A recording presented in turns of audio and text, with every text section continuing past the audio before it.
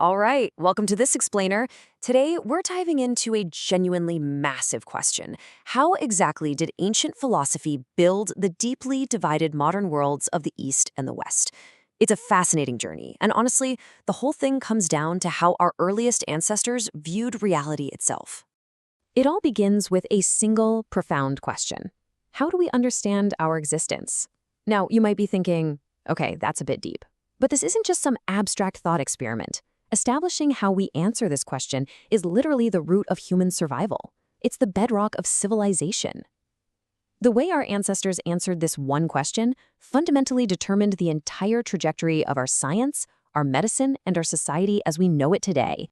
So, to break this down, in both Eastern and Western thought, cosmic knowledge universally rests on three foundational dimensions.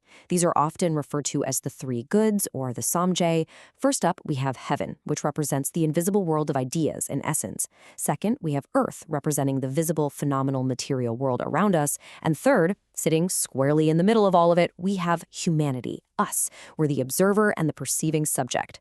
This three-part structure acts as a fundamental philosophical foundation across the globe. Okay, here's our roadmap for today. We're going to start with the foundation of existence, move through Plato and Aristotle, explore the big contrast between East and West, and finally, we'll see exactly how all of this shapes our modern world.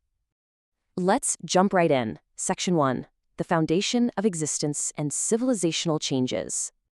It's absolutely crucial to understand that major shifts in how we view heaven and earth are the actual measuring stick for huge civilizational changes. Take the geocentric theory, for example, or Calvin's theory of predestination. When our view of our place in the cosmos shifts, the entire world shifts right along with it. And that's what kicks off entirely new eras in human history. Moving on to Section 2, Plato's divided world, the invisible versus the visible. To really get a grip on the Western mindset, we've got to start with Plato. His idea theory argues that the visible universe, literally everything we can touch and see, is merely a reflection of a higher invisible world of ideas. And humanity acts as the perceiving subject, just trying to make sense of this grand reflection.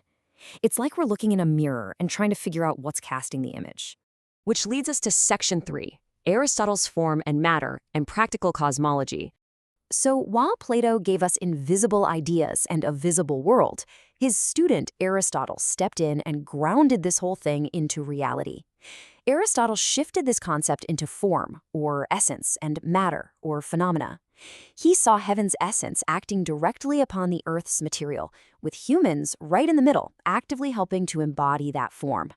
Now this is a massive turning point. The crucial takeaway is captured in this quote from our source text. In Western thought, change and existence are explained based on substance. This marks the birth of the ontological worldview.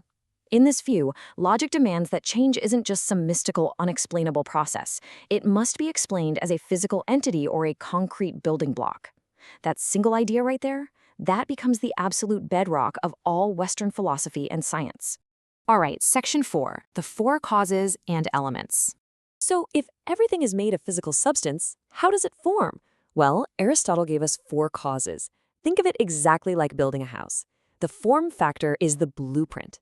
The quality reason is your bricks and wood. The actor is the carpenter swinging the hammer, and the purpose is to have a place to live. It is a brilliantly logical breakdown of creation, right? But wait, what are those bricks actually made of? Aristotle separated matter into four core elements: earth, which is defined by compression; water, defined by convergence; fire, by expansion; and wind, by movement. This precise physical framework was the West's primary cosmic theory all the way up until the 17th century. Next up, Section 5, East versus West, two different lenses. Okay, this is where we hit the grand contrast that literally changed history. The Western ontological view builds from the bottom up. It moves from distinct parts to a whole, drawing super clear dividing lines between essence and matter. On the flip side, the Eastern generative view flows top-down. It views reality as one connected, integrated whole, explaining change through the fluid interactions and balance of yin and yang, rather than separating things into physical, isolated blocks. As our source material perfectly notes, ontology and creationism are the main systems of thought that distinguish the East and the West today. Now, a quick clarification here, creationism in this specific context doesn't mean the religious concept you might be thinking of. It refers to the Eastern theory of a connected whole generating life through interaction. And listen, these aren't just ancient musings, they are the living, breathing roots of our modern cultural divides today. Let's bring this into today. Section 6, Shaping the Modern World Through Science and Medicine. It's totally fascinating when you look at it this way. The Western hunt for physical substance naturally birthed the field of anatomy, the drive to identify the exact physical, substantive causes of a change in the body.